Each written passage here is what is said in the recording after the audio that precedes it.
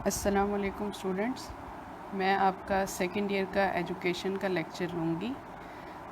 تو سب سے پہلے میں آپ کو آپ کی بک کا گائیڈ کر دوں تاکہ ایز سون ایز پاسبل آپ بک پرچیز کر لیں، تاکہ جیسے جیسے آپ کے لیکچرز ایجوکیشن کے اپلوڈ ہوتے جائیں آپ اس کو بک کے ساتھ ساتھ اس کی اسٹڈی کرتے جائیں اور لیکچرز کو فالو کرتے جائیں، ٹھیک ہے۔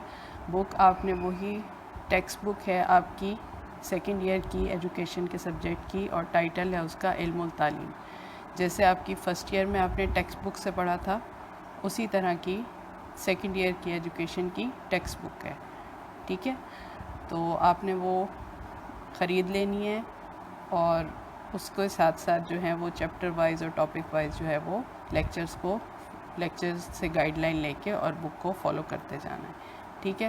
سب سے پہلے اس میں جو آپ کے سیکنڈ ایئر میں چیپٹرز ہیں وہ ٹوٹل 5 چیپٹرز ہیں آپ کے ایجوکیشن کے، ٹھیک ہے۔ نمبر 1 جو چیپٹر نمبر 1 ہے وہ بر صغیر میں مسلمانوں کی تعلیم، ٹھیک ہے۔ اور اس میں جو ہے وہ سارا بر صغیر میں جو مسلمانوں کے جو تعلیمی حالات تھے یا کس طرح سے جو ہے مسلم مفکرین کی جو تعلیمی خدمات ہیں، وہ کون کون سے اہم مسلم مفکرین تھے، ان کی تعلیمی خدمات کے ٹاپکس ہیں۔ اس کے بعد جو ہے مسلمانوں کی آمد کے وقت بر صغیر کے تعلیمی حالات کیسے تھے، کس قسم کا تعلیمی نظام چل رہا تھا، اور جب مسلمان آ گئے تو انہوں نے اپنے مذہب کی روشنی میں اور اپنے دین کے مطابق جو تعلیمی نظام قائم کیا بر صغیر کے مسلمانوں کے لیے، اس کے کیا اثرات پڑے وہاں کے لوگوں پر، اور کس طرح سے جو ہے انہوں نے نظام تعلیم کو اپنایا وہاں کے، ٹھیک ہے۔ اس کے علاوہ اس چیپٹر میں آپ جو ہے تیسری امپورٹنٹ چیز جو پڑھیں گے وہ مقاصد تعلیم ہے، یعنی تعلیم جو حاصل کی جاتی ہے یا جو تعلیم دی جاتی ہے اس کے مقاصد کیا ہیں، بنیادی مقاصد کون کون سے ہیں، ٹھیک ہے۔ اس کے بعد جو ٹاپک ہوگا وہ نصاب تعلیم کا ہے، پھر تدریسی طریقے جو ٹیچنگ میتھڈز ہیں وہ کون کون سے اس دور میں رائج تھے اور کس کس ٹیچنگ میتھڈ کو فالو کیا جاتا تھا، ٹھیک ہے۔ اور اس کے بعد جو ہے وہ اس میں جائزے کا ٹاپک آتا ہے، یعنی آپ ایویلیویٹ کیسے کرتے تھے، اس دور میں کس طرح سے ایویلیویشن کی جاتی تھی جو تعلیمی نظام چل رہا تھا اس کو، ٹھیک ہے۔ یہ آپ کا فرسٹ چیپٹر کا ایک شارٹ انٹروڈکشن ہو گیا۔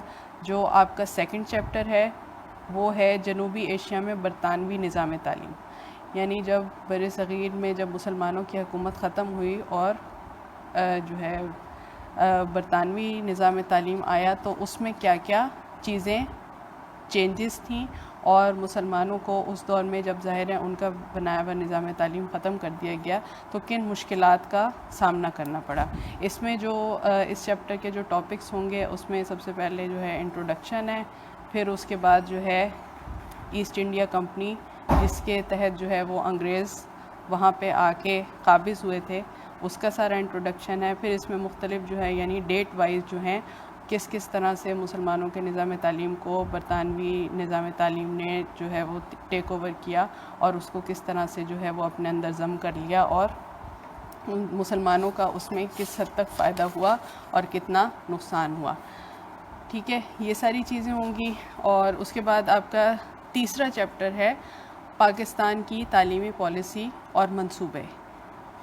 اس میں تمام تر جو ٹاپکس آئیں گے وہ انکلوڈ کریں گے قیام پاکستان کے بعد کی جو بھی تعلیمی نظام میں تبدیلیاں آئیں یا ترقی ہوئی، وہ کس کس سٹیج وائز جو ہے وہ آپ کو پڑھایا جائے گا، ٹھیک ہے۔ اس میں سب سے پہلے جو ٹاپک آپ کا آئے گا وہ نظریہ پاکستان کی تعلیمی مفہوم، یعنی نظریہ پاکستان کو تعلیمی اس میں مفہوم میں جو ہے وہ کیا مقام حاصل تھا، ٹھیک ہے۔ اس کے بعد اس میں بہت سارے جو ہیں وہ ٹاپکس ہیں کس طرح تعلیم کے جو شعبے میں کس قسم کی ترقی ہوتی چلی گئی قیام پاکستان کے بعد۔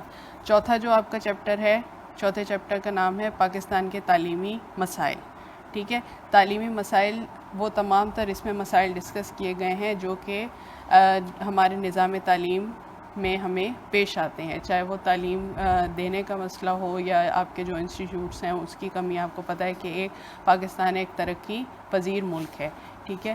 یہ ترقی یافتہ ملک نہیں ہے، اس کے جتنے بھی وسائل ہیں وہ محدود ہیں. انہی وسائل کو سامنے رکھتے ہوئے جو ہے وہ تمام تر تعلیمی میدان میں یا تعلیم کے محکمے میں جو بھی مشکلات پیش آتی ہیں ان ساری مشکلات کا انٹروڈکشن اور تعارف آپ سے کرایا جائے گا. 5واں اور لاسٹ چیپٹر جو ہے وہ آپ کا ہوگا تعلیم کے فروغ کے لیے مختلف تنظیموں کا کردار. یعنی تعلیم کے جو تعلیمی مسائل ہیں یا تعلیم کے جو محکمہ تعلیم کے جو بھی حالات ہیں یا اس ملک میں تعلیم کو بہتر بنانے کے لیے کون کون سی ایسی تنظیمیں قائم کی گئی ہیں حکومت کی طرف سے یا سرکاری، نیم سرکاری اور غیر سرکاری ایسی کون سی تنظیمیں ہیں جو تعلیم کے فروغ کے لیے اور تعلیمی نظام کو بہتر سے بہترین بنانے کے لیے جو ہے اس ملک میں کام کر رہی ہیں یا اپنے فرائض سر انجام دے رہی ہیں.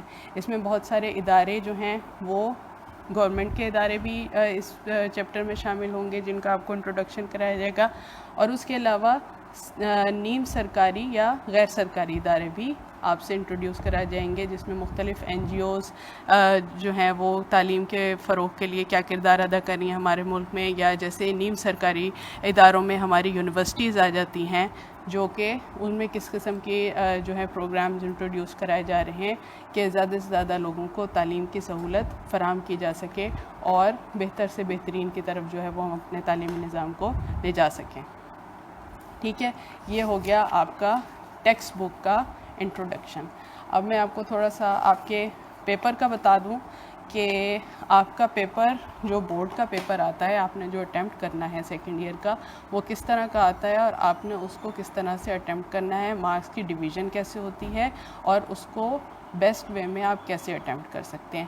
سب سے پہلے تو آپ کو وہ آبجیکٹیو دیتے ہیں جس میں صرف MCQs ہوتے ہیں اور وہ 20 مارکس کا ہوتا ہے. MCQs مطلب ملٹیپل چوائسز ہوتی ہیں، ایک اسٹیٹمنٹ لکھی ہوگی اور اس کے بعد اس کے 4 وہ دیے ہوئے ہوں گے، آپ کو آپشنز دی ہوئی ہوں گی، اس میں سے جو بیسٹ آپشن جو اس کا کریکٹ آنسر ہوگا وہ آپ نے سلیکٹ کر کے لکھنا ہوتا ہے. ٹھیک ہے، یہ ہو گیا 20 مارکس کا. یہ آبجیکٹیو پارٹ ہوتا ہے، یہ آپ کو وہیں پہ آپ کے جو ایگزام روم ہے اس میں دے کے سالو کر کے اور آپ نے ریٹرن کرنا ہوتا ہے. سیکنڈ میں آپ کو ملتا ہے جو آپ کا سبجیکٹیو جو ہے پیپر ہوتا ہے. ٹھیک ہے، وہ ٹوٹل ہوتا ہے 80 مارکس کا اور اس کے لیے آپ کو جو ٹائم دیا جائے گا وہ 2.5 آور ہے، 2.5 گھنٹہ. ٹھیک ہے، اس میں ٹوٹل جو سوال نمبر 1 تو آپ نے آبجیکٹیو میں حل کر کے واپس کر دیا، اس میں ریمیننگ سوال جو ہوتے ہیں وہ 8 سوال اس میں ہوتے ہیں. ٹھیک ہے، 8 سوال اس طرح سے ہوتے ہیں کہ اس میں پہلے جو 3 سوال ہوں گے ان سوالوں کے اندر جو ہے شارٹ کوسچنز دیے ہوتے ہیں. شارٹ کوسچنز مطلب یہ سارا ٹوٹل جو ہے نا پیپر آپ کی ٹیکسٹ بک سے لیا جائے گا، اسی میں سے بنتا ہے. کوئی باہر سے آؤٹ آف سلیبس کوسچن نہیں آتا، کوئی باہر آؤٹ آف سلیبس جو ہے وہ کوئی ٹاپک انکلوڈ نہیں ہوتا. ٹیکسٹ بک کے 5 چیپٹر آپ بہت اچھی طرح سے پریپیئر کر لیں گے تو انشاءاللہ آپ کا پیپر جو ہے بہت اچھا اٹیمپٹ ہو جائے گا اور مارکس بھی بہت اچھے آئیں گے. ٹھیک ہے، اب کوسچن نمبر جیسے اس والے کوسچن پیپر کو انہوں نے جو ہے آپ کے 2 پارٹس میں ڈیوائڈ کیا ہوتا ہے. ایک ہے پارٹ 1 اور دوسرا ہے پارٹ 2.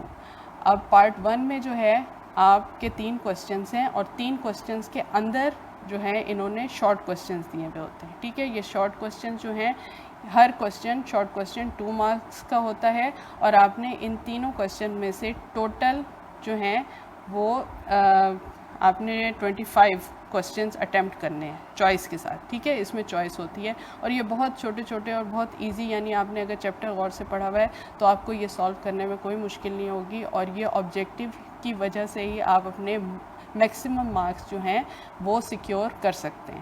ٹھیک ہے، یہ پارٹ 1 ہو گیا. اب پارٹ 2 جو ہے اس میں آئیں گے آپ کے 5 جو ہیں وہ لانگ کوسچنز ہیں. ٹھیک ہے، 5 لانگ کوسچنز جو ہیں یہ 10 مارکس کے ہوتے ہیں، 10 مارکس کے. Each question contains 10 marks. ٹھیک ہے، اور اس میں سے آپ نے کوئی سے 3 اٹیمپٹ کرنے ہیں. ٹھیک ہے، اور 3 کوسچن اٹیمپٹ کرنے ہیں اور 2 کی چوائس ہے آپ کے پاس. اچھا، اس میں آپ نے ان ڈیٹیل لکھنا ہوتا ہے، یہ شارٹ آنسر نہیں دینا، اس کا آپ جتنا ان ڈیٹیل آنسر دے سکتے ہیں وہ آپ دیں گے. ٹھیک ہے،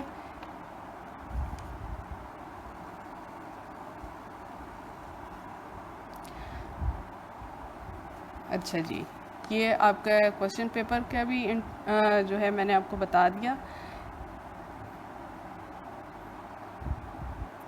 اس کے علاوہ جو ہے آپ کا یہی ہے کہ آپ بکس اپنی ایز سون ایز پاسبل آپ لے لیں اور لیکچر جو ہے وہ غور سے سنیں، اور ساتھ ساتھ میں آپ کو گائیڈ کرتی جاؤں گی، اور جس حد تک ہو سکا میں آپ کو جو ہے وہ اس کے آپ کے جو آن لائن ایجوکیشن سسٹم بنایا ہے یا چینل بنایا ہے اس پہ ایکسپلین کرنے کی کوشش کروں گی. ٹھیک ہے، تھینک یو.